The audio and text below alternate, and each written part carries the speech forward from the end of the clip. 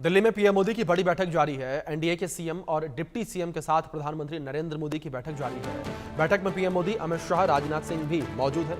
गृह मंत्री अमित शाह, राजनाथ सिंह बैठक में पहुंचे हैं। जेपी नड्डा, योगी आदित्यनाथ भी बैठक में शामिल होने के लिए पहुंचे हैं। दूसरी ओर दिल्ली के मुख्यमंत्री रेखा गुप्ता भी बैठक में शामिल होने के लिए पहुंची हैं। तस्वीरों में देख सकते हैं अजीत पवार जो है वो भी नजर आ रहे हैं, महाराष्ट्र के उप मुख्यमंत्री। बड़ी खबर जिस तरीके से सामने आ रही है, एनडीए की ये बैठक जो है वो चल रही है। प्रधानमंत्री नरेंद्र मोदी की अध्यक्षता में ये बैठक जारी है। पीएम मोदी जो है वो इस बैठक की अध्यक्षता कर रहे हैं।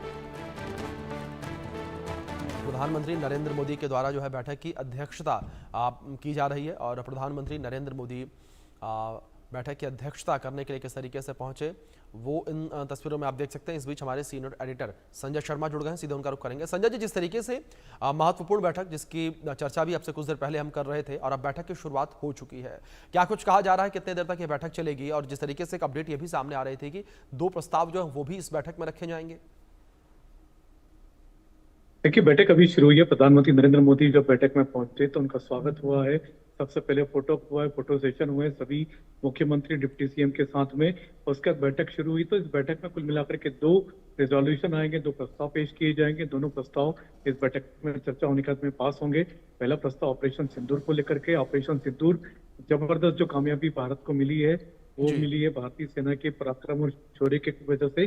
तो भारतीय सेना और भारत के प्रधानमंत्री नरेंद्र मोदी का अभिवादन करते हुए ये प्रस्ताव लाया जाएगा और इस प्रस्ताव को पारित किया जाएगा। इसके बाद में जातिगत जनगणना पर जो केंद्र सरकार ने फैसला किया है कि 2026 की जो जनगणना होगी वो जातिगत जनगणना होगी, कास्ट सेंसस कराया जाएगा।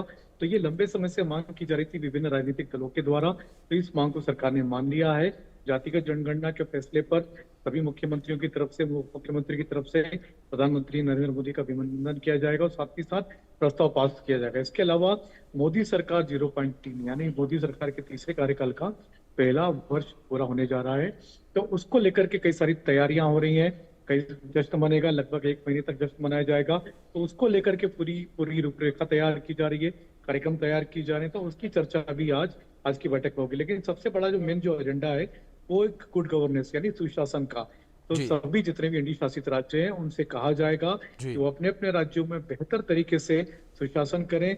और जो कई सारे ऐसे राज्य जहां पर योजनाएं अच्छी चल रही हैं, कुछ योजनाओं को उनको इम्प्लीमेंट करें, उन योजनाओं को फॉलो करें। यानी किसी राज्य की कोई दूसरी योजना अच्छी चल रही है तो दूसरे राज्य भी उसको इस योजना को अपना सकते हैं और अपनी जनता का हित कर सकते हैं। कुल मिलाकर के होना ये चाहिए कि जनता का हित होना चाहिए, जनता के लिए लाभ मिलना चाहिए और साथ ही साथ केंद्र सरकार की जो जितनी भी गरीब कल्याणकारी योजनाएं, गरीब योजनाएं, गरीब कल्याणों की योजनाएं, उन सभी को नीचे तक पहुंचाने का काम राज्य सरकारों को करना है। तो राज्य सरकार को इस पर तेजी लानी पड़ेगी। साथ ही साथ कल नीति आयोग की बैठक में प्रधानमंत्री नरेंद्र मोदी ने कहा था कि ये समय टेक ऑफ का है। यानी इस समय कोई राज्य अगर पिछड़ गया, पीछे रह जाएगा तो फिर वो वाकई पिछड़ जाएगा। तो कोई भी राज्य इस पे पीछे ना रहे, सभी मिलकर के आगे बढ़े। और ये समय है तेजी से इंफ्रास्ट्रक्चर डेवलप करने का और तेजी से टेक ऑफ करने का, तेजी से विकास करने का। बिल्कुल। संजय जी, क्या लगता है कि प्रधानमंत्री नरेंद्र मोदी के द्वारा इस बैठक में कुछ टिप्स भी दिए जा सकते हैं? जिस तरीके से आपने भी जिक्र किया कि यह समय टेक ऑफ का है, क्या इस टेक ऑफ को किस तरीके से बेहतर बनाया जाए? तो ऐसे में तमाम प्रदेशों के जो मुख्यमंत्री यहाँ पर पहुंचे हुए हैं, 20 मुख्यमंत्रियों के पहुंचने की खबर जिस तरीके से थी, ऐसे में क्या इन मुख्यमंत्रियों को, उप मुख्यमंत्रियों को पीएम मोदी को टिप्स दे सकते हैं? देखिए, कल नीति आयोग की बैठक में कहा गया कि भारत अब दुनिया की सबसे बड़ी चौथी अर्थव्यवस्था बन चुका। तो ये बहुत बड़ी उपलब्धि है। दुनिया में हम जापान को पीछे छोड़ करके चौथी अर्थव्यवस्था बन चुके। तो ये समय वाकई टेक ऑफ का है और इस समय देश को जरूरत है तेजी से विकास करने की, क्योंकि भारत अगर पहले से काफी पीछे छूटा हुआ, लेकिन अब ऐसा मौका आया है जब हमारी अर्थव्यवस्था सुदृढ़ हुई। पूरी दुनिया में जहाँ पर जीडीपी रेट गिर रहा है, वहां पर भारत की जीडीपी रेट या तो स्थिर है या फिर तेजी से बढ़ रही है।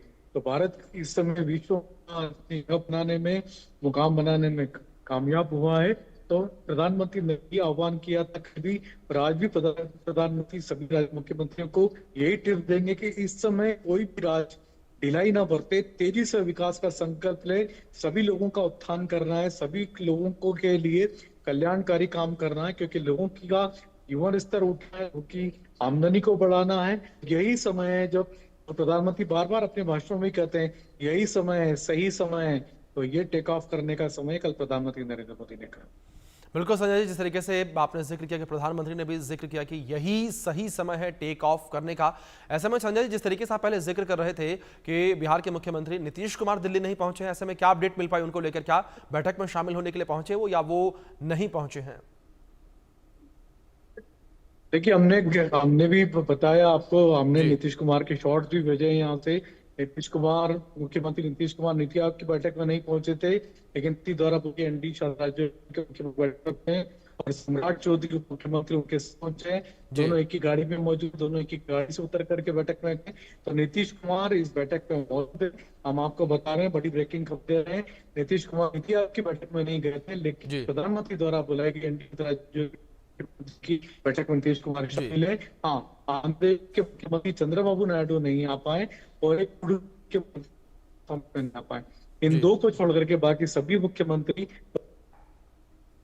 बिल्कुल बिल्कुल संजय जी, बहुत शुक्रिया आपका जुड़ने के लिए, इन तमाम अपडेट्स के लिए।